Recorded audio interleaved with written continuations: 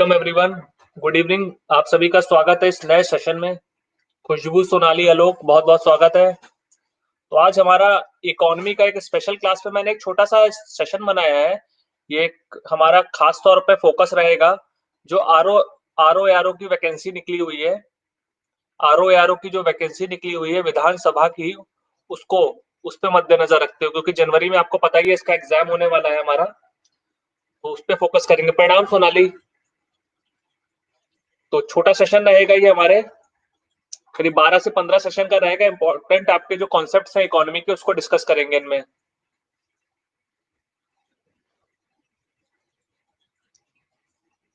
Amit welcome, सपन welcome,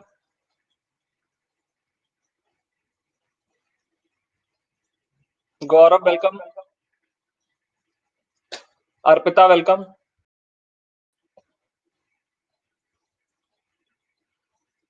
तो 2 minute wait करेंगे students के जुड़ने का, फिर शुरुआत करते हैं। अमित वेलकम।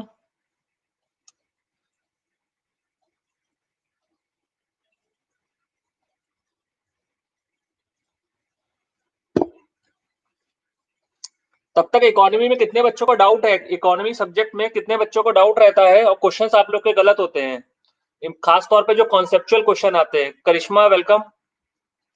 इकोनॉमी में आपने देखा होगा खास तौर पे हमारे जो कॉन्सेप्चुअल क्वेश्चंस आते हैं, एसएलआर सीएलआर बढ़ रहा है घट रहा है, या जीडीपी जीडीपी की बात करें, या जीएनपी की एनडीपी की बात कर ले, या आपने देखा होगा जीएनपी या एनएनपी, ये सब टर्मोलॉजी हमारे एग्जाम में अक्सर पूछी जाती है।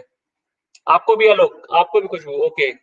चलिए, ये जो सेशन रहेगा 14 से 15 क्लासों का अप टू 31st, इसमें आपके ये सब सवाल जो है आप बाएं हाथ से सॉल्व कर लेंगे। Shivam welcome, Sandeep welcome, good evening Sandeep.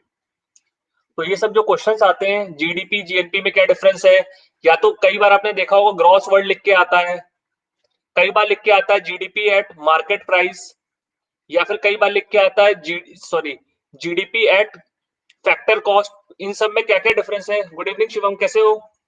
ठीक है। तो ये सब जो टर्मोलॉजीज है हमारी, इसको आज हम लोग डिस्कस करेंगे धीरे धीरे करके। क्या बता रहा है बच्चा?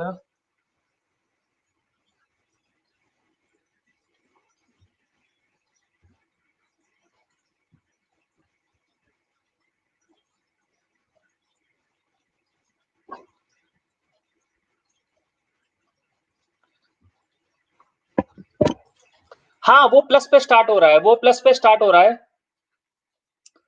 वो बैच जो है अमित, प्लस पे 6 जनवरी से स्टार्ट हो रहा है। वो हमारा फाउंडेशन बैच है। वो दिन में 12 बजे फाउंडेशन बैच है।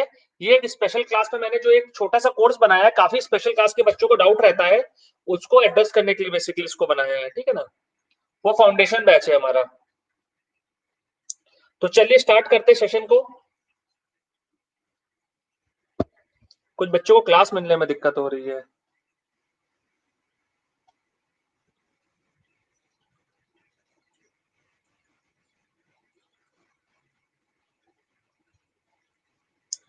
चलिए, अच्छा चलिए बताइए। कुलदीप वेलकम।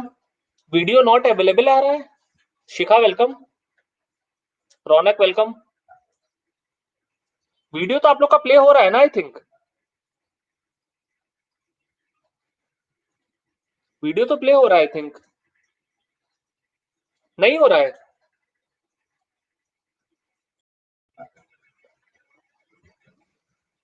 अब देखिए, रिफ्रेश किया, अब देखिए आया कि नहीं आया। अब देखिए आ रहा है कि नहीं आ रहा है। चलिए ठीक है। पता लगा, मुझे लगा मेरे से ही दुश्मनी है। दिन वाली क्लास भी 1 बजे वाली आधी हैम्पर हो गई थी, और ये वाली भी हो गई।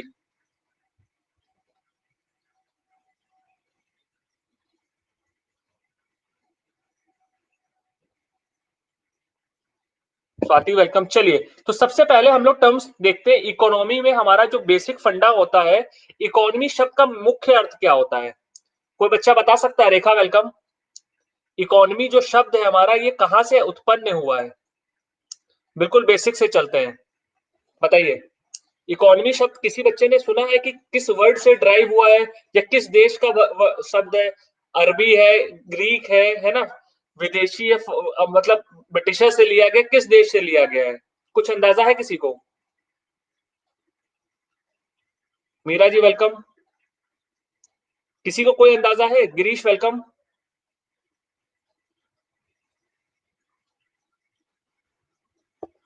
कोई अंदाजा नहीं, चलिए। हाँ वेरी गुड, ग्रीक वर्ड है, वेरी गुड। इकोनॉमी जो है हमारा, ये ग्रीक शब्द है, ग्रीक शब्द है, और इसका जो शुभा, इसको जो हमारा अपनाया गया है, इसको हमारा इवॉल्व करके बनाया गया। पल्लवी वेलकम। इवॉल्व करके बनाया गया, ये हमारा जो मेन वर्ड है इकोनॉमिक्स। ओकियोनॉमिक्स शब्द जो है हमारा ग्रीक शब्द है, जिसका मतलब क्या होता है, हमारा हाउस होल्ड मैनेजमेंट, यानी कि अपने घर का पूरा, जो आप देखते होंगे हमारी मम्मी लोग और हमारे पापा लोग क्या करते हैं, घर का जो पूरा मैनेजमेंट रखते हैं। यानी कि फादर की सैलरी पहली तारीख को आ रही है, राशन में कितना खर्च होना है, स्कूल की फीस में कितना पैसा जाना है ना, और बाजार से राशन कितने में आना है, केबल का कनेक्शन कितना लाना है, में लगना है। तो पूरा हमारा हाउस होल्ड मैनेजमेंट, यानी पूरे गृहस्थी में जो हमारा खर्च होता है, उसको हम लोग इकोनॉमिक्स कहते हैं, मोटे मोटे शब्दों में अगर हम बात करें, बिल्कुल देशी भाषा में बात करें, तो उसका मतलब क्या हुआ, इकोनॉमिक्स। वो भी तो इकोनॉमिक्स है, कितना पैसा हमारे घर में इन क्रेडिट हुआ, कितना हमने खर्च किया। ये सोनो, विशाल वेलकम। ठीक है, तो ये शब्द जो होता है हमारा, जो होता है हाउस होल्ड मैनेजमेंट की बात करते हैं। यही शब्द अगर हम किसी देश के लिए हित में बात करें, अगर मैं भारत के संबंध में बात करूं, तो वो हमारी अर्थव्यवस्था हो जाती है। उसमें भी क्या होता है, अगर आप हमारे फाइनेंस मिनिस्टर या वित्त मंत्री की बात करें, तो वो हर साल क्या करते हैं, हर साल अपना बजट लेकर के आते हैं कि भारत में हमारा कितना पैसा आएगा भारत सरकार को, भारत सरकार उसको कितना खर्च करेगी। यस और नो, ये पूरा क्या है। अगर हम अपने घर की बात करें, तो हमारे घर पे हमारे फादर हो गए या फिर मदर हो गई, या फिर आप अपने घर पे खुद जो सबसे हेड है, तो वो क्या करते हैं, अपने घर का या फिर होम का मैनेजमेंट करते हैं कि नहीं करते हैं। यस और नो, जो भी आपके अर्निंग मेंबर है, यानी कि जो भी आपके यहाँ कमा रहे हैं, जो भी कमाऊ कमाऊ लोग हैं आपके यहाँ, वही तो मैनेजमेंट कर रहे हैं। ऐसी हमारे देश में कौन है, ऐसी अगर हम कंट्री लेवल की बात करें, तो कंट्री में हमारे कौन है, हमारे वित्त मंत्री, फाइनेंस मिनिस्टर। ये क्या करेंगे कि भारत में कितना पैसा आ रहा है और भारत को से कितना पैसा जा रहा है। ये सोनू, तो ये भी क्या है, हमारी अर्थव्यवस्था। अर्थव्यवस्था में से क्या कहते हैं, सिंपल सा फंडा है। कोई भी चीज या कोई भी एक सिस्टम जहां पे हम इनपुट और आउटपुट, यानी कि कितना पैसा हमारे पास आ रहा है और कितना खर्च कर रहे हैं, इसका लेखा जोखा होता है, वो सब हमारा क्या है, अर्थव्यवस्था, इकोनॉमिक्स, मैनेजमेंट, ये सब शब्द उसके लिए हम लोग यूज करते हैं। निधि अर्पणा वेलकम। सबको समझ में आई ये बात। इतनी बात पहले बेसिक चीज समझ में आई कि इकोनॉमिक्स का मेन उद्देश्य क्या है, कोई भी चीज का लेखा जोखा करना या फिर जोड़ घटाना रखना, कितना आया कितना खर्च किया। बाकी जो भी है वो सब चीजें हम भूल जाएंगे, बस एक इनपुट एक आउटपुट।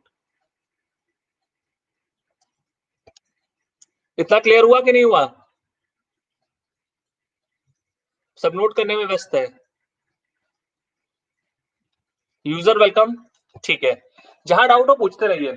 अगर मैं बात करूं, अगर हम और इन डेप्थ में चले चीजों को लेकर के, कि हम अर्थव्यवस्था में क्या क्या चीजों को पढ़ते हैं, तो पूरी अर्थव्यवस्था को हम लोग दो पार्ट में डिवाइड करते हैं। पूरी अर्थव्यवस्था यानी इकोनॉमिक्स को हम लोग दो पार्ट में डिवाइड करते हैं। कोई बता सकता है क्या क्या दो पार्ट होते हैं, हमारे पूरी अर्थव्यवस्था को हम लोग दो पार्ट में डिवाइड करते हैं। कोई बता सकता है कौन से दो पार्ट है वो। हाँ वेरी गुड शिवम, एक होता है मैक्रो, दूसरा होता है माइक्रो।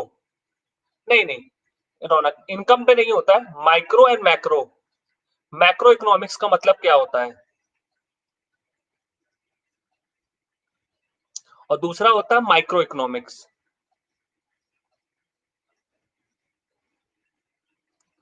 अगर मैं आपसे बात करूं कि आप पूरे लखनऊ में या फिर पूरे उत्तर प्रदेश की जीडीपी क्या है, तो मैं क्या बात कर रहा हूं, पूरे एक राज्य की या पूरे एक प्रदेश की, पूरे प्रदेश स्तर पे, यानी कि एक स्टेट लेवल पे हम पूरी चीज का आकलन कर रहे हैं, यानी कि मूल्यांकन कर रहे हैं। वहीं अगर हम एक इंडिविजुअल की बात करें या किसी एक शहर की बात करें, तो हम क्या हो जा रहे हैं, काफी स्पेसिफिक होते चले जा रहे हैं, है ना। तो ये ऐसे ही, अगर हम किसी भी ओवरऑल सिस्टम की या फिर पूरे एक इलाके की या पूरे एक देश की डिटेल्स नापते हैं, या पूरे उसका कैलकुलेशन करते हैं, तो वो पूरी हमारी क्या कहलाती है, मैक्रो इकोनॉमिक्स। यानी कि लार्ज एरिया में, यानी कि बड़े स्तर पर, जब भी हम कोई लार्ज एरिया में कोई भी चीज का मूल्यांकन या फिर कोई भी चीज को कैलकुलेट करेंगे, वो हमारा मैक्रो इकोनॉमिक्स का पार्ट होगा। और वही उसके अपोजिट उसमें, जब हम कोई किसी माइन्यूट या फिर इंडिविजुअल की बात करेंगे, है ना, माइक्रो या फिर किसी इंडिविजुअल की बात करेंगे, जैसे कि मैंने कहा कि निर्मेश सर की सैलरी कितनी है, कितना वो एक्सपेंडिचर कर रहे हैं, तो यानी कि आप क्या बात कर रहे हैं, किसी एक पर्टिकुलर व्यक्ति की बात कर रहे हैं। बात समझ में आई कि नहीं आई? अगर हम क्या बात कर रहे हैं, ओवरऑल सबकी बात कर रहे हैं, जनरल बात कर रहे हैं, तो क्या हो रहा है, माइक्रो इकोनॉमिक्स में हम पढ़ रहे हैं। और किसी पर्टिकुलर व्यक्ति की, एक इंडिविजुअल की बात कर रहे हैं, तो वो क्या हो जा रहा है, माइक्रो इकोनॉमिक्स। इतना क्लियर है? विक्रम वेलकम। रामचरण जी वेलकम। चलिए नोट कर लीजिए इसको, फिर आगे बढ़ते हैं इसका। तो इन दो चीजों से अगर मैं आपके सामने 4-5 क्वेश्चंस लेकर के आऊं, तो आप मुझे कमेंट करके बताइए कि हमारा ये 1 नंबर यानी कि मैक्रो इकोनॉमिक्स में कैलकुलेशन में जाएगा कि माइक्रो में जाएगा। अगर मैंने जीडीपी की बात करी, कोई भी देश की अर्थव्यवस्था की बात करी, यानी कि सकल घरेलू उत्पाद यानी कि ग्रॉस डोमेस्टिक प्रोडक्ट की बात करते हैं, तो वो किसका पार्ट होना चाहिए, ये 1 का कि 2 का? 2 का कैसे होगा सपन? ग्रॉस डोमेस्टिक प्रोडक्ट में क्या होता है, किसी एक देश में कितने भी इंडिविजुअल्स रह रहे हैं, उनका क्या है, उनकी पूरे की एक निकाल रहे हैं। ठीक है, तो ये क्या हो जाएगा, हमारा जीडीपी निकल आएगा। इसी तरह हम जीएनपी की बात करें, ग्रॉस नेशनल प्रोडक्ट, सकल राष्ट्रीय उत्पाद की बात करें, कुमार सिंह सालू वेलकम। अगर हम सकल घरेलू उत्पाद की बात करें, वो किस में जाएगा, सोचिए, 1 नंबर या 2 नंबर, बताइए। 1 नंबर, वेरी गुड, 1 नंबर में जाएगा, जीएनपी जाएगा। वहीं हम किसी की सैलरी की बात करें, एक किसी की सैलरी की बात करें, तो वो किस में जाएगा? Neha welcome. Good evening Neha. हाँ, वो क्या जाएगा, किसी इंडिविजुअल की सैलरी क्या है? अमर वेलकम, बहुत बहुत धन्यवाद। जीते रहिए अमर, है ना? तो वो किसमें जाएगा, वो माइक्रो की बात कर रहे हैं। अगर मैं आपसे बात करूं, आपको 2 एग्जांपल देता हूं। यूपी में यूपी में अगर हमारा एक स्टेटमेंट आ रहा है, यूपी गवर्नमेंट ने पिछले पिछले साल 5,000 करोड़ रुपए का इन्वेस्टमेंट किया है, तो हम इसको किसमें पढ़ेंगे? 5,000 करोड़ रुपए का इन्वेस्टमेंट किया है, तो किसमें आएगा? नरेंद्र तोमर जी वेलकम। नहीं शिवम, हमारा किसमें आएगा, 1 में आएगा, क्योंकि हम क्या कर रहे हैं, पूरे राज्य की बात कर रहे हैं। और वहीं अगर मैं बात करूं, यूपी गवर्नमेंट ने यूपी गवर्नमेंट ने हमारा जो क्या कहते हैं, जो कारपेट यानी कि जो दरी दरी के कामगार हैं, कारपेट जो ट्रेडर्स हैं, उनके लिए 100 करोड़ रुपए की ऋण योजना लेकर के आए हैं, तो ये किसमें आएगा? हाँ, very good, very very good. तो ये क्या हो रहा है, हम किसी एक पर्टिकुलर सेक्टर की बात कर रहे हैं, यानी कि माइक्रो लेवल पे आ गए हैं, बिल्कुल सबसे छोटे पे लेवल पे आ गए। Very good Sonali. तो क्या हो जाएगा, सबसे छोटे लेवल की हम बात कर रहे हैं। दोनों में डिफरेंस क्लियर हुआ? माइक्रो और माइक्रो में क्या डिफरेंस है हमारा, है ना? तो इस तरह के क्वेश्चन भी कई बार पूछे जाते हैं, जो वनडे एग्जाम्स होते हैं, उसमें ये क्वेश्चंस कई बार पूछे जाते हैं कि मैक्रो और माइक्रो में क्या डिफरेंस है बेसिकली। ठीक है, अगर हम किसी किसी फर्म की बात कर रहे हैं, जैसे कि मैंने कहा कि गोदरेज कंपनी का टर्नओवर क्या है, तो वो क्या कर रहे हैं, हम सिर्फ क्या गोदरेज कंपनी के टर्नओवर की बात कर रहे हैं। वही अगर हम बात करें, एफएमसीजी सेक्टर की बात करें, तो क्या हो जा रहा है, एक पर्टिकुलर सेक्टर की बात कर रहे हैं। अगर आप गोदरेज की और एफएमसीजी सेक्टर को लेके चले, तो एफएमसीजी क्या हो गया, मैक्रो हो गया, यानी कि इसके अंदर कई सारी कंपनीज आ गई। और इंडिविजुअल कंपनी की बात कर रहे हैं, तो वो माइक्रो हो जा रहा है। इतना क्लियर हो गया सबको? अंजू वेलकम। ठीक है, चलिए, इसके बाद देखिए, अर्थव्यवस्था को हम लोग ब्रेकआउट करते हैं डिफरेंट एक्टिविटीज के हिसाब से, जैसे कि माइक्रो और माइक्रो हो गया, इसके बाद किस तरह की वहां पे लोग रह रहे हैं, किस तरह का उनका रोजगार है, तो उसके हिसाब से हम अर्थव्यवस्था को क्लासिफाई करते हैं। तो अर्थव्यवस्था को मेजरली हम लोग 3 पार्ट में क्लासिफाई करते हैं। कोई भी अर्थव्यवस्था को हम लोग 3 सेक्टर या 3 पार्ट में इसको क्लासिफाई करते हैं। पहला होता है हमारा प्राइमरी सेक्टर, दूसरा होता है हमारा सेकेंडरी सेक्टर,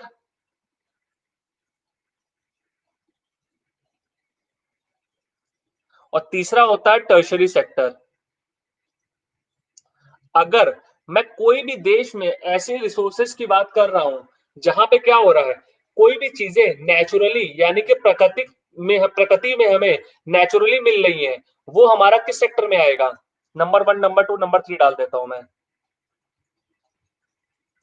अगर मैंने बात करी आपसे, हाँ, अगर मैंने आपसे बात करी, एक मैं एग्जांपल लेके चलता हूँ बहुत पहले, चलिए इसे डिस्कशन करता हूँ फिर एग्जांपल से समझाता हूँ। सौरभ, अनामिका, वेलकम।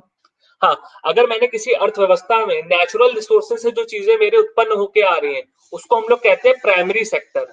जैसे कि हमारे यहाँ देश में आपने देखा होगा कृषि क्षेत्र, हमारे देश का जो कृषि क्षेत्र है वो क्या है? प्राइमरी सेक्टर का पार्ट है ना, जिसको हम लोग क्या कहते हैं? प्राइमरी सेक्टर या एग्रीकल्चर सेक्टर। इसी तरह खनन की अगर हम बात करें, इसी तरह अगर हम माइनिंग की या क्वार्री की बात करें, खनन की बात करें, तो वो किसमें आएगा? पहला, दूसरा या तीसरा? प्राइमरी में आएगा। Very good Sonali. ठीक है, तो जो भी चीजें नेचुरली हमें मिल रही हैं वो किसमें जा रही हैं? प्राइमरी में जा रही हैं। और अगर हम देखिए यहाँ पे एक चीज और बात करें, मछली पालन की, मछली पालन किसमें आना चाहिए? हाँ, फर्स्ट में आएगा। वेरी गुड, फिशिंग भी इसी में आएगा, क्योंकि क्या हो रहा है? हम नेचुरल रिसोर्सेज को एक्सप्लॉइट कर रहे हैं, जैसे चीजें प्रकृति से मिल रही है उसको हम वैसे ही कलेक्ट कर रहे हैं। ठीक, अब मान लीजिए कृषि क्षेत्र से मैंने मैंने गेहूं उगा दिए, किसी किसान ने गेहूं उगाए तो वो प्राइमरी सेक्टर में आ गया। अब उस गेहूं को अंबानी और अदानी ने खरीद करके, पैकेज करके रिलायंस या वॉलमार्ट में बेचना शुरू कर दिया। तो वो क्या कर रहा है? वो हमारा क्या कर रहा है? उसको, उस पे क्या कर रहा है? कुछ भी हमारे सर्विसेज प्रोवाइड कर रहा है, यानी कि उसको प्रोसेस कर रहा है, उस पे कोई ना कोई कार्यक्रम करके उसको क्या कर रहा है? अपग्रेड कर रहा है। तो ऐसी चीजें जो नेचुरली हमें मिल रही है, हम उसको प्रोसेस कर दे रहे हैं और उसको कुछ बढ़िया बना करके पैक पैक करके आगे जाकर के बेच रहे हैं, तो वो हमारा किसमें आएगा? सेकेंडरी सेक्टर में। यानी कि इंडस्ट्रीज, इंडस्ट्रीज हो गई, फैक्ट्रीज हो गई, ये सब क्या है? हमारा सेकेंडरी सेक्टर्स हो गया।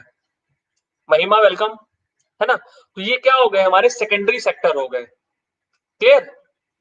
वही अगर इसमें जो कामगार काम कर रहा है, और आपने देखा होगा जब हमारे गेहूं वगैरह बिकते हैं या फिर कुछ सामान जाता है, एड वगैरह होते हैं, तो जो लोग अपनी सर्विसेज देते हैं, यानी कि जो भी लोग इसमें सर्विसेज दे रहे हैं या जो नौकरी कामगार लोग हैं, वो हमारे किसमें आएंगे? वो आएंगे टर्सरी सेक्टर में।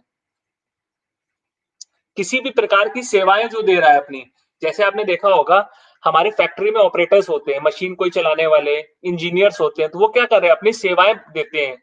तो जो भी लोग अपनी सेवाएं दे रहे होंगे, वो कोई भी अर्थव्यवस्था के टर्शरी सेक्टर में आएगा। क्लियर है? प्राइमरी, सेकेंडरी और टर्शरी सेक्टर का डिफरेंस सब बच्चों को? कोई बच्चा ऐसा है जिसको डाउट है इसमें? प्राइमरी, सेकेंडरी और टर्शरी सेक्टर में कंफ्यूजन है? क्लियर, चलिए बहुत बढ़िया। अपना और किसी बच्चे को डाउट? टर्शरी का मतलब क्या है? देखिए चलिए एक एग्जांपल से बताते हैं सोनाली, चलिए सबको क्लियर हो जाएगा इससे। मैं अपने प्लस की क्लास में ये एग्जांपल बहुत कोट करता हूँ और बच्चों को एक ही एग्जांपल से तीनों सेक्टर क्लियर हो जाते हैं। ये कोई हमारी फैक्ट्री लगी हुई है लेस की, आपने लेस का, सब लोग चिप्स खाते ही हैं हम लोग, है ना, अंकल चिप्स, पोटैटो चिप्स जो आते हैं, आलू के चिप्स आते हैं, लेस की फैक्ट्री लगी हुई है। तो इस फैक्ट्री में क्या होता है? यहाँ से हमारे लेस के पैकेट बन के निकलते हैं, है ना, वो पैक होकर के बाजार में मिलते हैं और यहाँ पे क्या है? हम और आप खरीद के परचेस करके इसको खाते हैं। ठीक है, यही तो होता है। फैक्ट्री से कोई दुकान पे आएगा माल, दुकान वाले से हम खरीदेंगे, क्या करेंगे? उसको खाने लग जाते हैं। अगर हम इसके बैकग्राउंड पे चले, क्या ये आलू उगाते हैं? ये आलू कहाँ से लाएंगे? अगर किसी फैक्ट्री या इंडस्ट्रीज की बात करें, वो अंकल चिप्स बना रहे हैं, तो वो आलू कहाँ से लाएंगे? फार्म से लाएंगे। वेरी गुड अपना। तो फार्म, फार्म में कौन होगा? हमारे किसान होंगे, फार्मर्स होंगे। यस और नो? आलू कहाँ से आ रहा है? किसानों से तो आ रहा है, खेतों से तो आ रहा है हमारा आलू। तो जो आलू इनको प्रोवाइड करेगा, जो आलू इनको प्रोवाइड कर रहा है, वो क्या हो गया? हमारा प्राइमरी सेक्टर का पार्ट हो गया। क्लियर? जब आलू इनके पास आ गए, इन्होंने उसको धोया वोया, काटा, फ्राई करके पैक कर दिया पीले और हरे, नीले और गुलाबी पैकेट में, तो ये क्या हो रहा है? ये इंडस्ट्रियल यूनिट हो रहा है कि नहीं हो रहा है?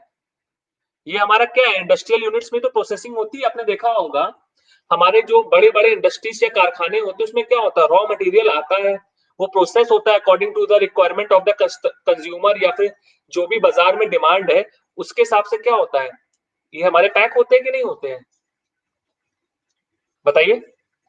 आलू के चिप्स वगैरह अगर आप देखिए, अगर इसकी डिमांड है सॉल्टेड की तो सॉल्टेड आते हैं, क्रीम एंड ओनियन कोई खाता है तो क्रीम एंड ओनियन पैक होते हैं। तो ये क्या हो रहा है, ये हमारा क्या हो रहा है, एड ऑन हो रही है चीजें, यहाँ पे प्रोसेसिंग हो रही है किसी भी चीज की, तो ये हमारा क्या हो जाएगा, सेकेंडरी सेक्टर हो जाएगा। अच्छा, जब ये फैक्ट्री में बन के तैयार हो जाता है तो क्या डायरेक्टली हमारे पास आता है कि कोई बीच में रहता है, बताइए। कोई भी आलू का चिप्स का पैकेट अगर जब बन के तैयार हो जाता है फैक्ट्री पे तो क्या होता है, हम लोग के पास कैसे आता है, बीच में होलसेलर के पास जाता है, फिर दुकानदार के पास आता है, हाँ शॉप्स आता है। तो शॉप शॉप तक कैसे आता है, या तो क्या होगा, या तो भाड़े गाड़ी से आएगा या तो माल गाड़ी से लद के आएगा, यस और नो, ऐसे ही तो होता है। बड़े बड़े कार्टून क्या होते हैं, ट्रकों पे लद के आते हैं लॉजिस्टिक के थ्रू। तो लॉजिस्टिक वाला क्या दे रहा है, अपनी सेवाएं प्रदान दे रहा है एक जगह से दूसरे जगह सामान ले जाने के लिए। अगर मैंने आपसे कहा कि आइए मैं आपको अनअकैडमी पे इकोनॉमी पढ़ा रहा हूँ, है ना, तो मैं क्या कर रहा हूँ यहाँ पे, मैं अपनी सेवाएं तो दे रहा हूँ अनअकैडमी पे, यस और नो। ऐसे ही कोई गाड़ी वाला कोई अंकल चिप्स का पैकेट निकाल करके क्या कर रहा है, वो सीधे क्या ले जा रहा है, लाद करके बनाया है अंकल चिप्स वालों ने या लेस वालों ने, और बेचेगा कौन, दुकान वाला। बस वो क्या कर रहा है, एक जगह से दूसरी जगह सेवाएं प्रदान कर रहा है अपनी, कि भैया वहां से ले जाकर के उस दुकान पे छोड़ देना, अन्नू वेलकम। यही तो होता है, यही तो नॉर्मली चीजें होती है हमारी। उसने ले जाकर के वहां छोड़ दिया, उसने ले जाकर के वहां छोड़ दिया, यानी कि अपनी सेवाएं दे रहा है। और कौन सेवाएं दे रहा है, आपने लेस के पैकेट पे देखा होगा, अक्सर क्या होता है, हमारे बड़े बड़े फिल्म स्टार इसको क्या करते हैं, प्रमोट करते हैं। तो क्या हो रहा है, ब्रांड वैल्यू, यानी कि वो भी अपनी सेवाएं दे रहे हैं, अपना नाम दे रहे हैं, कि सैफ अली खान भी अंकल चिप्स खाते हैं या शाहरुख खान भी अंकल चिप्स खाते हैं, तो वो क्या है, हमारी सर्विसेज दे रहे हैं अपनी।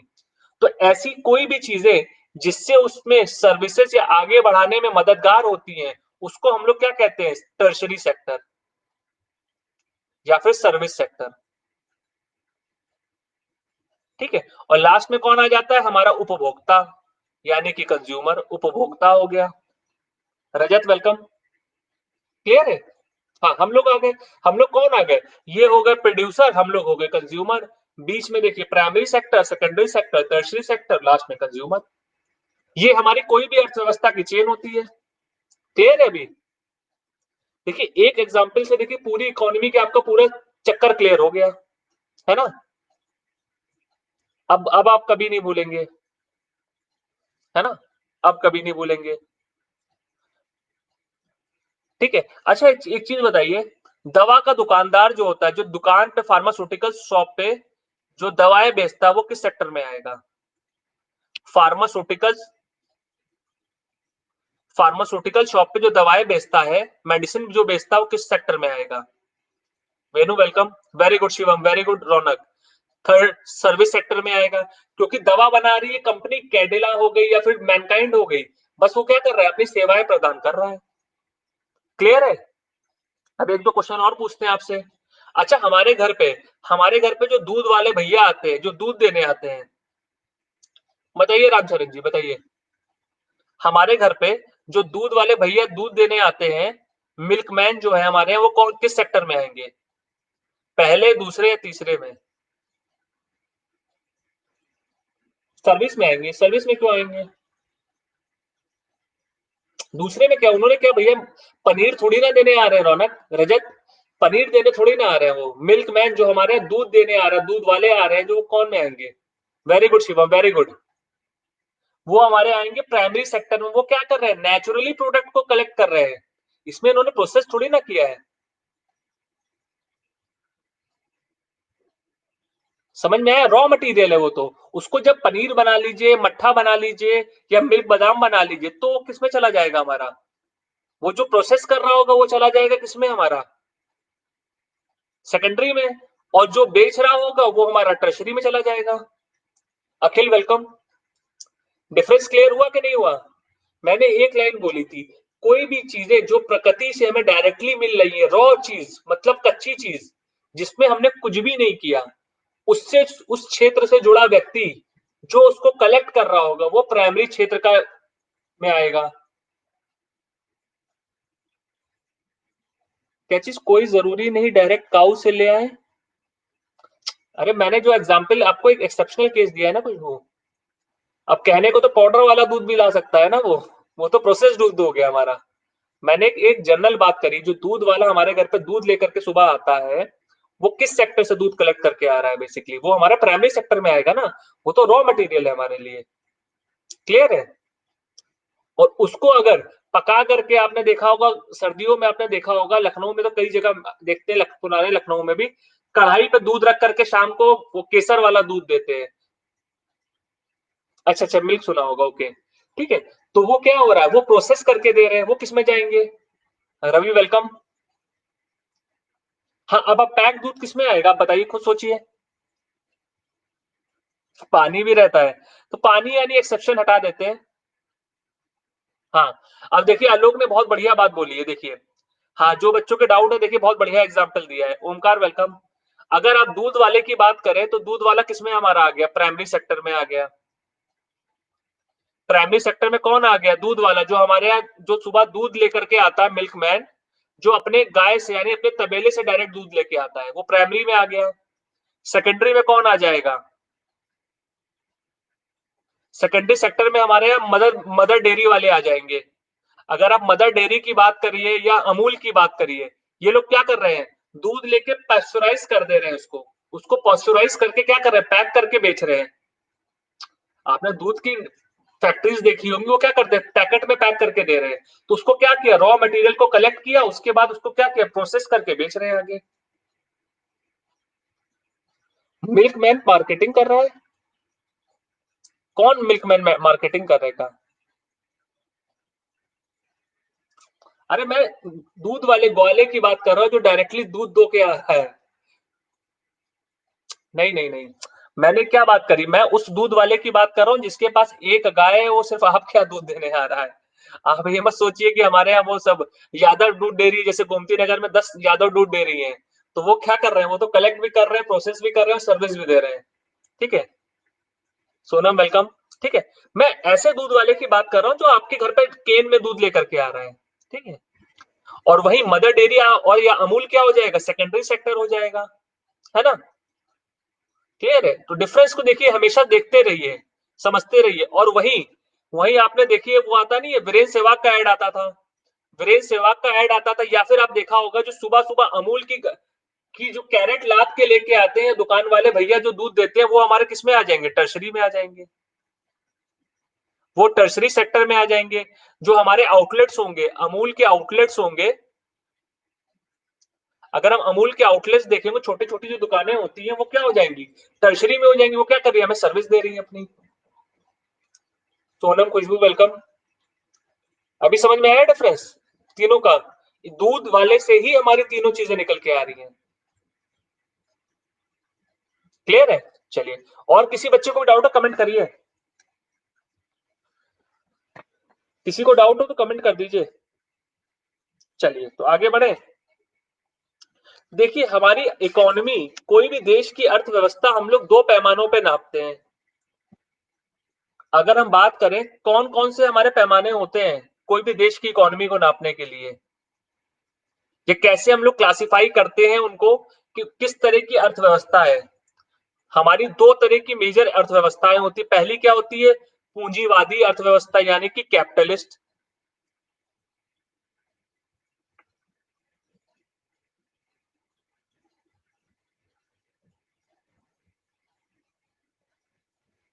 Capitalist economy. और दूसरी क्या होती है हमारी, सोशलिस्ट इकोनॉमी। क्या डिफरेंस होता है पहले और दूसरे में? हाँ, तीसरी ये भी आएगी, मिक्स आएगी, दोनों का भी बताएंगे। बताइए। कैपिटलिस्ट यानी कि पूंजीवादी अर्थव्यवस्था, और सोशलिस्ट मतलब समाजवादी अर्थव्यवस्था, दोनों में मेजर डिफरेंस क्या होता है, कौन किसमें पावरफुल होता है? कैपिटल, नेशनल जीडीपी, हाँ, पहले में क्या होता है, जो प्राइवेट इंडस्ट्रीज हो गई या फिर जो पैसे वाले हो गए, वो क्या कर रहे हैं, पूरे में उनकी उनका साम्राज्य फैला हुआ है, यानी कि जिसके पास पैसा होगा वही उसी का डंका बजेगा। और सोशलिस्ट में क्या होता है, सरकारें सरकारें सारी जो चीजें होती है अपने हाथ में रखती है ताकि सबको उसका बराबर जो है लाभ दिया जा सके। क्लियर है? जब हम क्या करते हैं, हिंदी में लिख दे रामचरण जी। देखिए हिंदी में बता दे रहा हूँ, अपने लैंग्वेज में आप लिख लीजिए रामचरण जी, है ना। हिंदी में मैं बता दे रहा हूँ, देखिए कैपिटलिस्ट का मतलब क्या हो गया, पूंजीवादी अर्थव्यवस्था, है ना। पूंजीवादी अर्थव्यवस्था, और ये क्या हो गया, समाजवादी अर्थव्यवस्था। ठीक है, समझने में देखिए फोकस लगाइए रामचंद्र जी, है ना। मैं देखिए लिखूंगा, डबल टाइम चला जाएगा दोनों लैंग्वेज में लिखने में। तृप्ति वेलकम। ठीक है, तो पूंजीवाद में क्या हो गया, जिसके पास पूंजी है उसका डंका बोल रहा है। जैसे आप देख रहे होंगे भारत में आजकल क्या है, एयरपोर्ट भी किसके पास जा रहा है, अदानी के पास जा रहा है ना। पेट्रोल पंप भी किसको मिल रहा है, अंबानी को मिल रहा है, क्योंकि क्या है, पूंजियां उनके हाथ में है। ठीक, तो क्या हो रहा है, सारे साधन और संसाधन किसके पास जा रहे हैं, जो पैसे वाले लोग हैं, जिनके पास पूंजियां हैं, वही इन्वेस्ट कर रहे हैं, वही अपने हिसाब से देश की अर्थव्यवस्था को कंट्रोल कर रहे हैं। क्लियर है पहला वाला केस। और वही सोशलिस्ट या समाजवाद, इसमें क्या होता है, जब सरकारें सरकारें अपने हाथ में सारे रिसोर्सेस को, यानी कि सारे जो भी हमारे साधन संसाधन है, अपने हाथ में रखते हैं, ताकि गरीब से गरीब और अमीर से अमीर लोगों को इसका लाभ बराबर मिल सके। तो ऐसी अर्थव्यवस्था को हम लोग क्या कहते हैं, समाजवाद अर्थव्यवस्था। क्लियर हुआ इतना सब बच्चों को?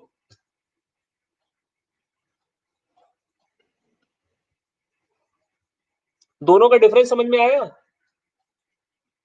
और जिस अर्थव्यवस्था में इन दोनों का मेल होता है, जिस अर्थव्यवस्था में इन दोनों का मेल होता है, यानी कि पूंजीवाद भी बराबर हिस्से से चल रहा हो और समाजवाद भी चल रहा हो, ऐसी अर्थव्यवस्था को हम लोग क्या कहते हैं, मिक्स्ड, यानी कि दोनों का मिक्सचर, यानी कि दोनों का मिलाप अर्थव्यवस्था, जो कि हमारे भारत की आप मान सकते हो आज की डेट में है। भारत में क्या है, सोशलिस्ट इकोनॉमी भी है। कौन सा, आप कोई एक ऐसा एग्जांपल बता सकते हैं जिससे हम प्रूव कर सके भारत की जो हमारी अर्थव्यवस्था है वो सोशलिस्ट इकोनॉमी की तरफ है? कोई एक एग्जांपल या कोई एक ऐसी स्कीम बता सकते हैं? हाँ, हेल्थ और एजुकेशन, वेरी गुड।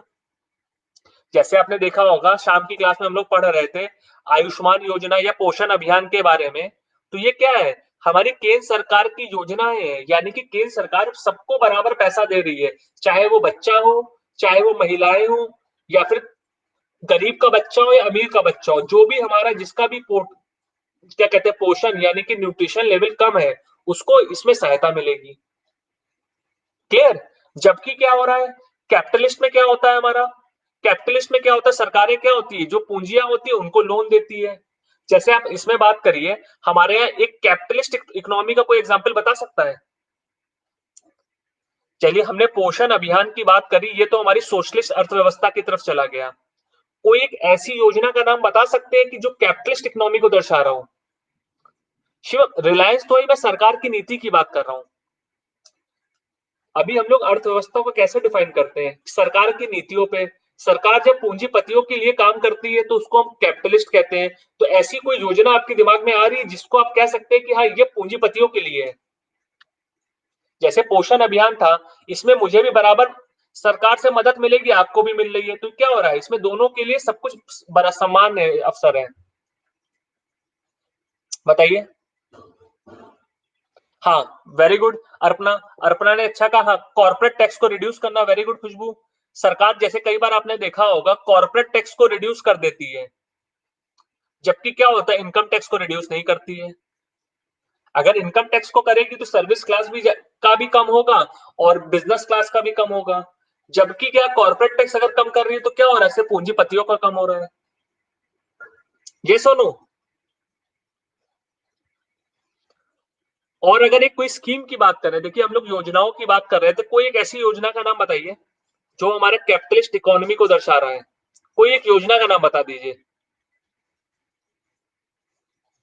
स्कीम तो हम लोगों ने देख लिए, स्कीम क्या मतलब, एक तरीका देख लिया कैसे कम हो रहा है, लेकिन वो बताइए, कोई योजना का नाम कोई बताइए। सोचिए, दिमाग पे जोर डालिए, ऐसी कोई योजनाएं हमारी अमीरों के लिए आई हो। इंदू वेलकम। नहीं याद आ रहा है? नहीं आ रहा तो नो लिख दीजिए, फिर फटाफट मैं बताता हूँ फिर। नहीं आ रहा हो तो नो लिख दीजिए, फिर मैं बताता हूँ।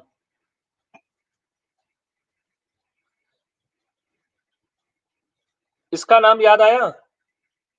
Insolvency and bankruptcy code.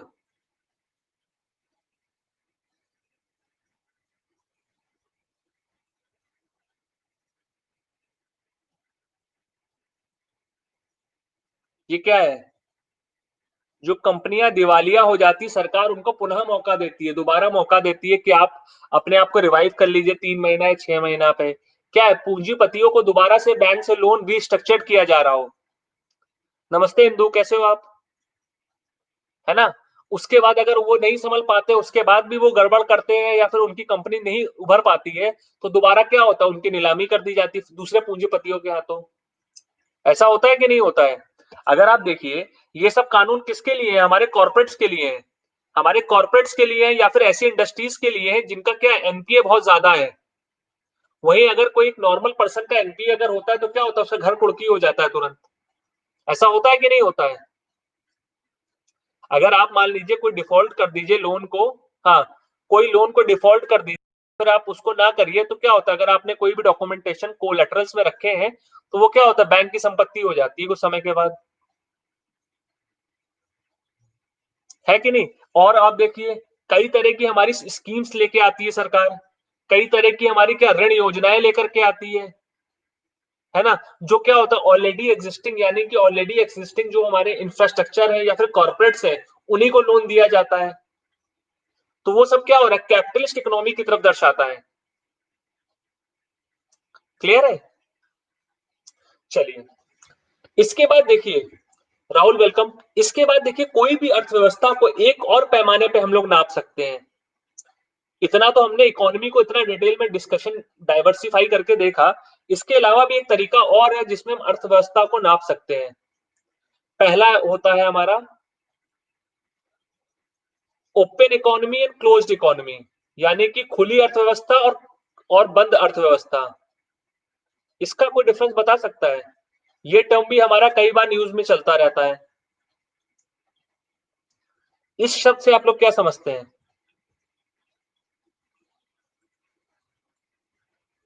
इस शब्द के बारे में सुना है आपने?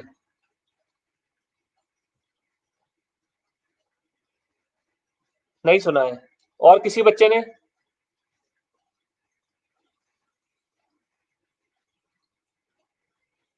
किसी ने नहीं सुना तो नो कर दीजिए, फिर मैं बताता हूं डिटेल में। अच्छा, नहीं सुना है। ओपन मार्केट वो अलग चीज होती है खुशबू। ओपन मार्केट ऑपरेशन से आप कंफ्यूज हो रहे हैं। देखिए, ऐसी अर्थव्यवस्था जो बाहरी दुनिया से अपने लेन देन या ट्रांजैक्शन करती है, उस अर्थव्यवस्था को हम लोग ओपन इकोनॉमी कहते हैं। और ऐसी अर्थव्यवस्थाएं जिसके बाहरी दुनिया से कोई लेन देन या किसी प्रकार के आर्थिक संबंध नहीं होते, उनको हम लोग क्लोज्ड इकोनॉमी कहते हैं, सिंपल लैंग्वेज में। कोई मुझे एग्जाम्पल बता सकता है किस तरह के होते हैं क्लोज्ड इकोनॉमी और ओपन इकोनॉमी?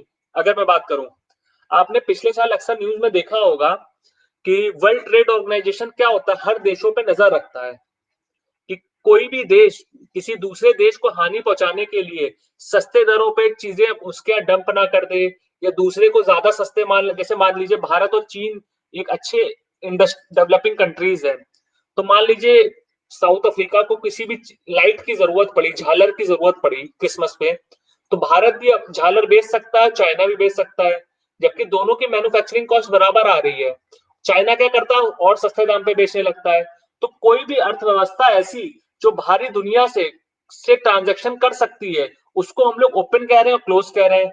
लेकिन अब यहाँ पे क्या बात आ रही है, जब भी किसी भी अर्थव्यवस्था पे सैंक्शंस लगा देता है डब्ल्यूटीओ, डब्ल्यूटीओ किसी प्रकार का सैंक्शन लगा देता है, यानी कि किसी अर्थव्यवस्था से बाहर से किसी भी तरह का लेन देन ना हो, उसको भी हम लोग क्लोज अर्थव्यवस्था का एग्जाम्पल देते हैं। हाल ही में कोई देश का आप बात बता सकते हैं जिसको क्या हुआ, डब्ल्यूटीओ ने इस तरह के रिस्ट्रिक्शन लगाए हो, या वर्ल्ड बैंक ने कोई इस तरह का उसको बताया हो पिछले 4-5 साल में? हाँ, ईरान है, ईरान है एक। वो तो इंटरनेट है खुशबू, अर्थव्यवस्था का मतलब क्या हुआ, आर्थिक तरह का कोई भी लेन देन की मैं बात करूं। चाइना पे नहीं लगाया, लोग चाइना पे नहीं लगाए। टैरिफ वॉर है उस पे। जिम्बाब्वे का नाम सुना है आपने? जिम्बाब्वे का।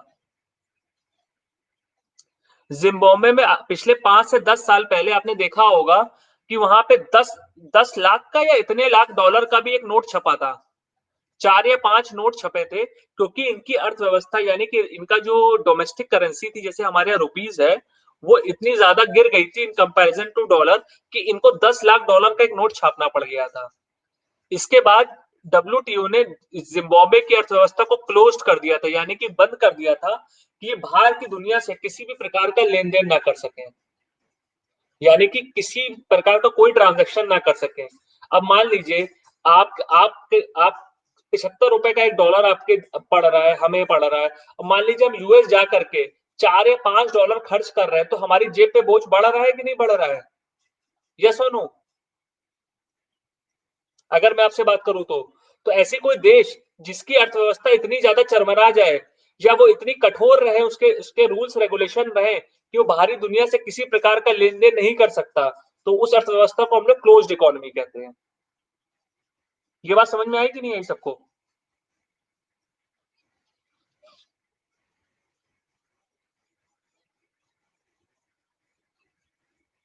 नहीं समझ में आई तो बताइए।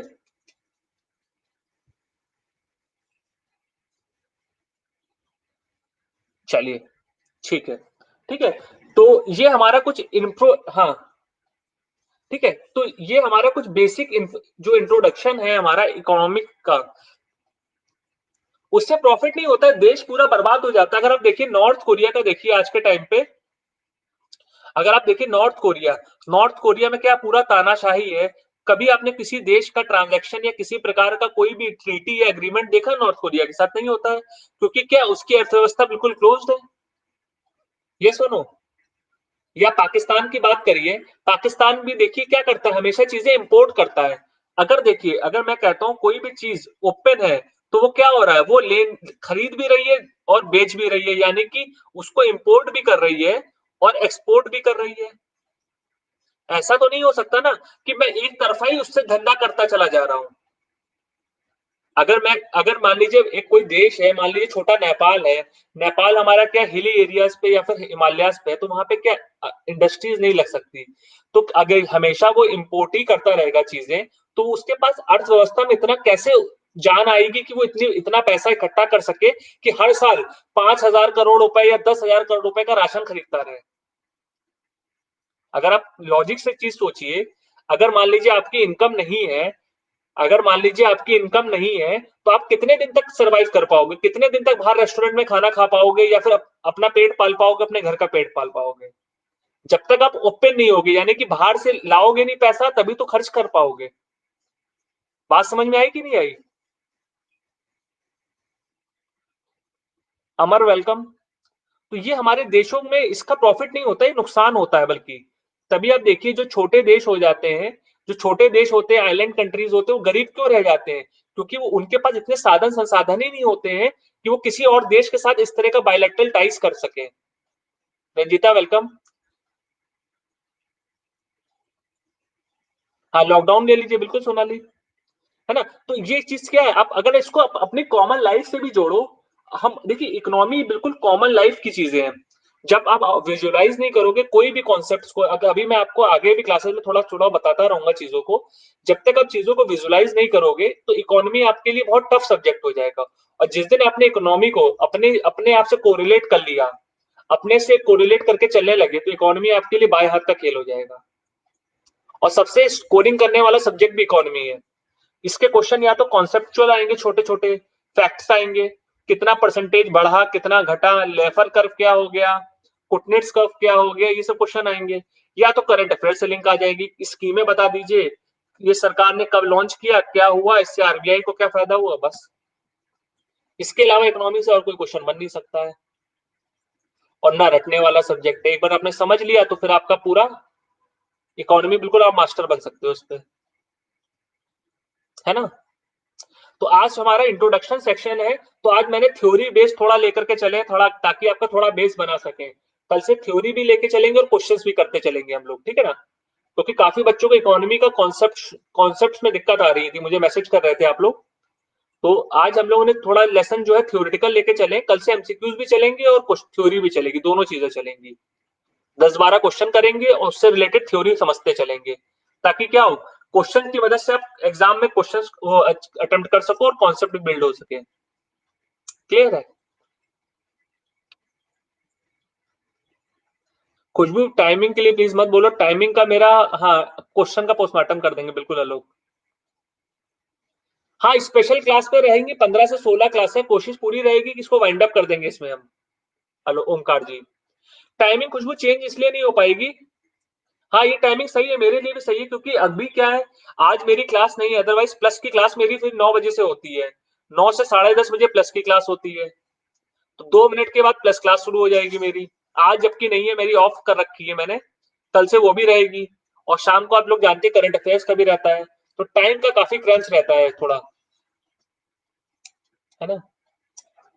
और आप तो प्लस पे हुई खुशबू, प्लस पे भी बैच आ ही रहा है हमारा, 6 तारीख से 6 जनवरी से प्लस का बैच भी आ रहा है ना, प्लस का बैच आ ही रहा है, तो वो तो दिन में 12 बजे क्लास होगी, तो उसमें तो हम लोग बिल्कुल फाउंडेशन कोर्स करेंगे डिटेल में। ये वाला बैच जो आ रहा है मेरा 6 तारीख को तो आ ही रहा है, ये वाला दिन में 12 बजे लोअर पीसीएस का है, बिल्कुल डिटेल में पढ़ेंगे, दिन में 12 बजे बैच है मेरा, है ना, ये 12 बजे है। और आप में से जिन बच्चों ने अनअकैडमी प्लस का सब्सक्रिप्शन अभी भी नहीं लिया है और जिनको प्लस का सब्सक्रिप्शन अवेल करना है, तो आप लोग मेरा डिस्काउंट कोड निर्मेश यूज करके इसको अवेल कर सकते हैं। काफी अच्छा डिस्काउंट ऑफर्स चल रहे हैं, अभी इनरोल कर लीजिए। परसों से हमारा नए बैचेस शुरू हो रहे हैं, कल से लोअर पीसीएस का फाउंडेशन बैच आ रहा है 16 दिसंबर से, मैंने आपको ये दिखाया ना, आपका फाउंडेशन बैच आ रहा है लोअर पीसीएस का।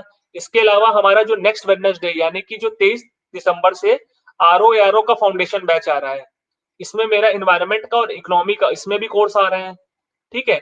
उसके अलावा जनवरी में आ रहा है फाउंडेशन बैच आ रहा है यूपी पीसीएस 2021 का, जिसका जुलाई में पेपर होना है। तो काफी बैच अनअकैडमी पे लाइंड अप है, तो जिन बच्चों को अनअकैडमी प्लस का सब्सक्रिप्शन लेना हो, नहीं 6 तारीख से स्टार्ट हो रहा है ना, 6 तारीख से खुशबू हो रहा है इसका, मैंने बताया ना 6 जनवरी से हो रहा है इसमें। रोशन रानू मीत वेलकम, ठीक है।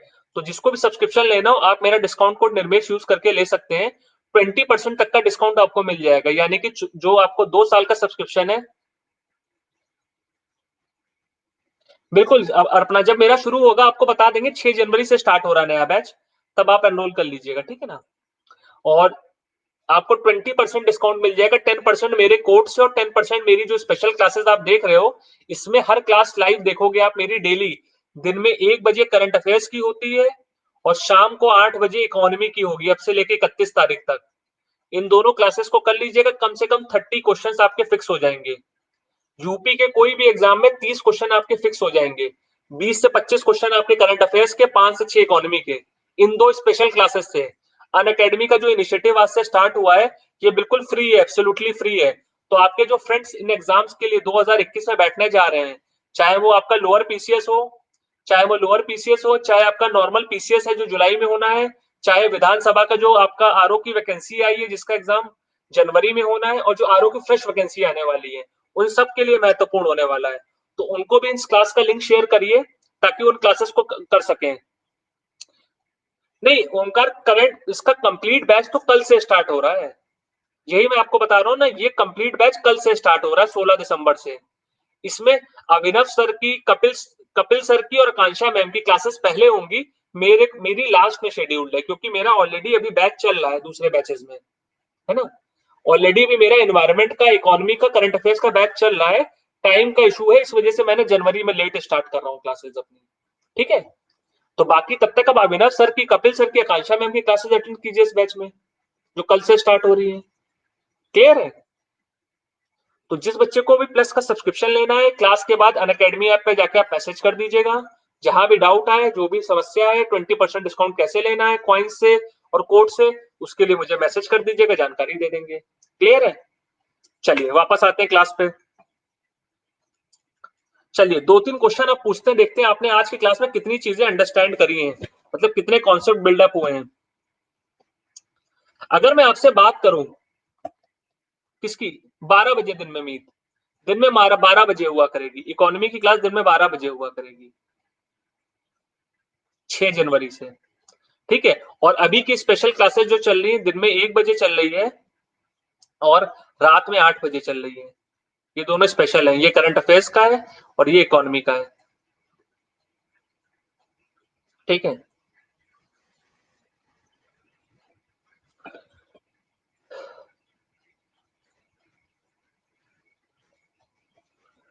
क्लियर है सबको? चलिए आगे बढ़ते हैं। चलिए अगर मैं आपसे पूछूं हमारे प्रेजेंट टाइम में कौन से देश को आप कह सकते हैं कि जो पूंजीवाद है, यानी कि जहां पे कैपिटलिज्म बहुत ज्यादा हावी है। अब कुछ फैक्चुअल क्वेश्चंस पे डिस्कशन करते हैं हम लोग। कैपिटलिस्ट इकोनॉमी के कोई देश का नाम बता सकते हैं? हाँ वेरी गुड, अमेरिका। और कौन कौन से देश आपकी नजर में है? क्योंकि देखिए वनडे एग्जाम्स में कई बार ये सब मैच द फॉलोइंग में पूछा जा सकता है। हाँ यूके, ब्रिटेन, हाँ ब्रिटेन को भी आप ले सकते हैं। और कौन कौन से? जर्मनी। चाइना किस में आएगा? अच्छा चाइना किस में आएगा बताइए? चाइना किस में आएगा कैपिटलिस्ट में? कैपिटलिस्ट में कौन कौन से हो गए हमारे? फ्रांस। हाँ चाइना और भारत दोनों मिक्स्ड है। चाइना और भारत जो है दोनों मिक्स्ड इकोनॉमी है। हम लोग क्या है कहलाया जाता है, जैसे हमारा प्रेम्बल में आपने देखा होगा, जो हमारा प्रेम्बल में हमारा क्या है, भारत का प्रेम्बल में क्या क्या गया, सोशलिस्ट कंट्री कहा गया है ना। समाजवाद, समाजवादी देश कहा गया है भारत को। लेकिन भारत की जो हमारी अर्थव्यवस्था है वो क्या है, कैपिटलिस्ट प्लस सोशलिस्ट दोनों का मिक्सचर है। क्लियर? और अगर आप 100% सोशलिस्ट कंट्री की अगर बात करेंगे तो उसमें हमारा रशिया सबसे प्राइम एग्जाम्पल है। यानी पूंजीवाद देशों में नंबर 1 पे प्राइम एग्जाम्पल में हमारा रशिया आता है। क्लियर है?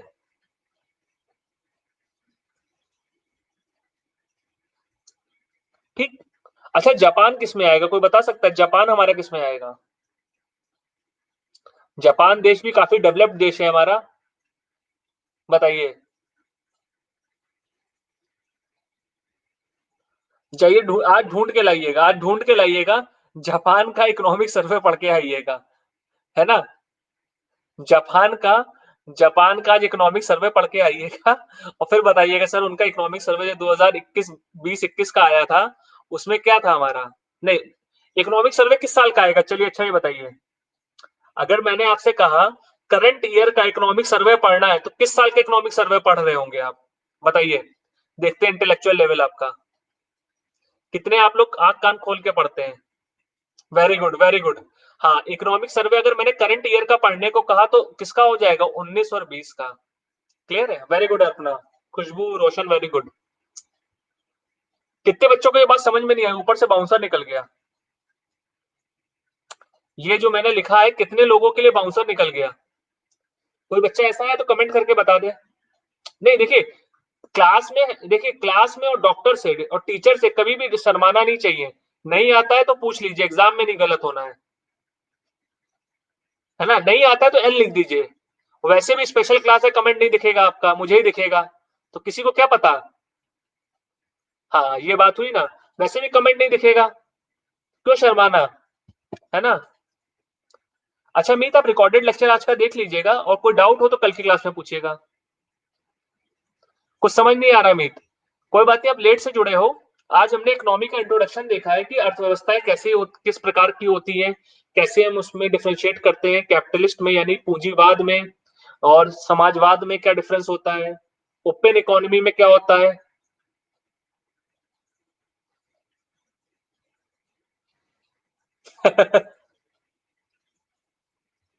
बिल्कुल शर्माना नहीं चाहिए। देखिए अब कई बच्चों ने मैसेज किया, बिल्कुल नो, नाम नहीं बताएंगे, ठीक है कोई बात नहीं।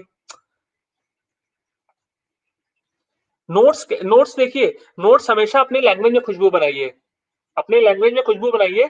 और इकोनॉमी का जो प्लस बैच आएगा उसमें नोट्स आपको प्रोवाइड कर देंगे। जो 6 तारीख को बैच आ रहा है उसमें आपको थ्योरी के नोट्स प्रोवाइड कर देंगे, इकोनॉमी के बाइलैंग्वेज रहेगा, उसमें नोट्स आपको मिल जाएंगे। बस उस दिन आप अपना बैठ करके समझते रहिएगा, नोट्स उसमें मिल जाएंगे आप लोग को, है ना। रिटन नोट्स मिल जाएंगे इसमें, जितना एग्जाम से रेलिवेंट चीजें वो मिल जाएंगी आपको। ठीक है चलिए। हाँ देखिए, देखिए कोई भी आपने देखा होगा बजट जब आता है हमारा, जब हमारा बजट आता है तो वो किस साल का होता है, हमेशा आगे का, दूरदृष्टि की हम लोग दिखाते हैं। जैसे कि करंट ईयर है, बजट क्या हुआ 20-21 यानी आने वाले साल 1 अप्रैल 2020 से 31 मार्च 2021 तक का होता है। क्लियर है सबको जिन्होंने नो लिखा था? यस और लाइक कर दीजिए, ठीक है, लाइक कर दीजिए। शिवम शर्मा वेलकम। ये क्या दर्शाता है, देखिए ये क्या दर्शाता है, देखिए आपके अगर घर में कुछ पैसा आ रहा है तो वो क्या हो गया, आपके पास इन हैंड सैलरी आ गई। अगर मैंने आपसे कहा कि आपने दिसंबर में, आपके 1 दिसंबर को आपके खाते में 1 लाख रुपए आए, तो 1 लाख रुपीज क्या है, ये आपके अकाउंट में फिक्स हो गए, यानी कि ये हमारा इतना पैसा आ ही गया। यस और नो? तो ये क्या हो गया, ये हमारा फाइनल हो गया। अब हम क्या कर रहे हैं, इसके इसके बुनियाद पर अपने आगे आने वाले 30 दिनों का क्या कर रहे हैं, खर्चे को डिसाइड कर रहे हैं कि 10,000 रुपए का मैं राशन खरीद के लाऊंगा, 10,000 का, 5,000 रुपए बच्चे की फीस हो जाएगी, 5,000 रुपए की हम लोग ऑनलाइन शॉपिंग कर लेंगे। तो ये क्या कर रहे हैं, हम प्लान कर रहे हैं। तो जब भी हम कोई चीज प्लान करते हैं तो फ्यूचर की प्लानिंग करते हैं। तो बजट क्या होता है, हमारी अर्थव्यवस्था का फ्यूचर की प्लानिंग होती है। इसीलिए हमेशा बजट को हम लोग आगे वाले साल के लिए दर्शाते हैं, यानी कि वर्ष 20 और 21 के लिए दर्शाते हैं। जबकि आर्थिक आर्थिक सर्वेक्षण यानी कि इकोनॉमिक सर्वे क्या होता है, पिछले वर्ष में जो हमने अनुमान लगाया था उससे हमें क्या क्या चीजें आई हैं और एक्चुअल में क्या डिफरेंस है। ये चीज क्लियर हुई? तो इकोनॉमिक सर्वे हमेशा क्या होता है, पिछले वर्ष का होता है, यानी कि वर्ष 2019 और 20, यानी कि जो वर्ष निकल गया फाइनेंशियल ईयर, यानी कि क्या हो गया हमारा, डेट क्या आएगी यहाँ पे बताइए, अब सब समझे? इकोनॉमिक सर्वे की डेट क्या होगी, जैसे बजट की डेट 1 अप्रैल 2020 से 31 मार्च 2021 है, तो इकोनॉमिक सर्वे की डेट क्या होगी? एलके आनंद जी वेलकम, सोच के बताइए क्या होगी। कोई नहीं, सब क्लीन बोल्ड। 1 अप्रैल 2019 नहीं होगी, जो पिछला बजट का सत्र था, जो पिछले बजट का सत्र हो गया वो इस साल के लिए इकोनॉमिक सर्वे के लिए सत्र हो गया कि नहीं हो गया?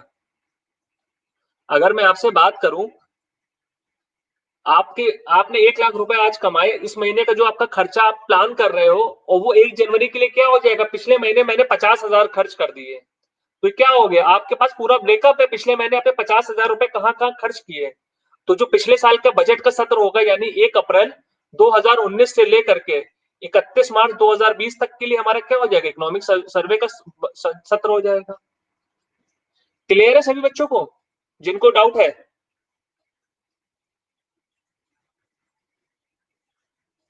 कोई बच्चा अभी भी डाउट है तो नो लिखिए, दोबारा बताएंगे। देखिए समझने के लिए बैठे हैं क्लास में, समय दे रहे हैं, सीखिए।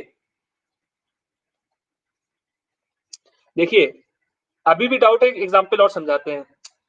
सपोज मान लीजिए कोई भी बच्चा, संदीप जैसे मान लीजिए बाजार जा रहे हैं, मैंने इनको 1,000 रुपए दिए, मैंने इनको एक लिस्ट दे दी 10 आइटम्स की, 10 आइटम्स की लिस्ट दे दी, मैंने कहा ये 1,000 रुपए ले जाओ, लगभग 800-900 रुपए में आपका काम हो जाएगा और 20 रुपए आपके बच जाएंगे।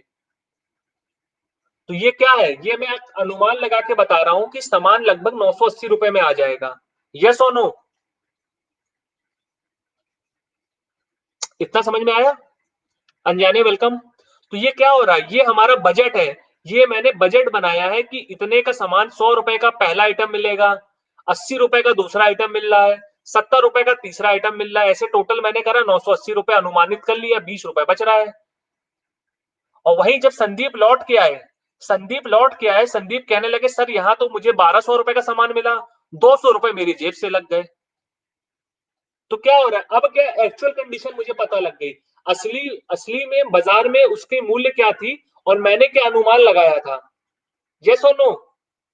कई बार ऐसा होता है, हम बाजार जितने पैसे लेके जाते हैं हमेशा घट जाता है, महंगाई की वजह से कोई दाम बढ़ जाते हैं किसी चीज के, होता है कि नहीं होता है? तो क्या हो रहा है, अब जब संदीप आएंगे जो हिसाब मुझे अब देंगे कि सर आपने तो वहां 100 रुपए कहा था, वो तो 150 रुपए की सामान हो गया है। अब जो वो दाल है अरहर की, वो 150 रुपए किलो हो गई है, तो 50 रुपए का डिफरेंस तो पहले ही आइटम में आपके आ गया सर, 50 रुपए का यहाँ डिफरेंस आ गया। तो अब क्या है, माइनस, यानी 200 रुपए का सर मेरी जेब से पैसा लग गया।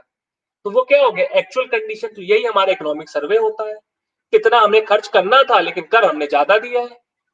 तो इस तरह से इसको समझिए, जब बाजार जा रहे हैं तो क्या कर रहे हैं, बजट बना के जा रहे हैं, हम इतना खर्च करेंगे, लौट के आ रहे हैं तो यानी इतना खर्च हो गया हमारा, तो ये हमारा इकोनॉमिक सर्वे होता है। यानी कि क्या हुआ, बैक काउंटिंग कर रहे हैं हम। समझ में आया इतना? कोई बच्चा अभी भी है जिसको अभी भी समझ में नहीं आया इकोनॉमिक सर्वे क्यों पिछले साल का कैलकुलेट करते हैं और बजट हमेशा आने वाले साल का करते हैं? कोई अगर बच्चा हो तो बताइए, कमेंट करिए, कोई दिक्कत नहीं है।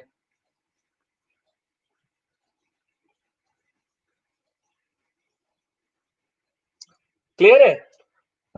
चलिए, तो फिर इस सेशन को यहां तक रखा जाए आज का।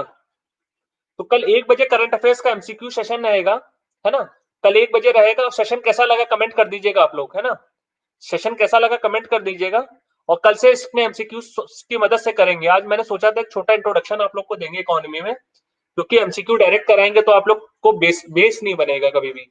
तो आज मैंने थोड़ा एक भूमिका बनाने की कोशिश करी है कि अर्थव्यवस्था कितने प्रकार से हम सोच सकते हैं, है ना? अर्थव्यवस्था कितने प्रकार से हम सोच सकते हैं। Thank you Sonali. ठीक है, तो बेस था, कल से हम लोग एमसीक्यू की मदद से आगे करेंगे और उन क्वेश्चंस को डिस्कस करते चलेंगे। ठीक है, तो चलिए सेशन को एंड करते हैं। और आप में से जिन बच्चों को अनअकैडमी प्लस का सब्सक्रिप्शन अवेल करना है, आप लोग क्लास के बाद मैसेज कर दीजिएगा अनअकैडमी ऐप पर। और जो भी डाउट है 20% तक डिस्काउंट आप अवेल कर लेना मेरा कोड यूज करके। और 10% आपको कोड की मदद से मिल जाएगा और 10% कॉइन्स की मदद से मिल जाएगा। ठीक है जी, अपना मैंने कोशिश यही की है कि बच्चों को बेस से मजबूत करें, क्योंकि अगर बेस ही नहीं बनेगा तो फिर आगे इमारतें बनाने में दिक्कत होती है। और नॉर्मली क्या होता है, एमसीक्यू हमेशा रहते हैं ना, तो एमसीक्यू में बच्चा कंफ्यूज रहता है। ठीक है, तो अब आपका जो बेस बन गया है, धीरे धीरे हम लोग आगे एमसीक्यूज की मदद से चीजें करेंगे तो वो आपके लिए बेनिफिशियल रहेगा, है ना? चलिए, तो एंड करते हैं फिर इस सेशन को, मिलते हैं नेक्स्ट सेशन में। Till then thank you, bye bye.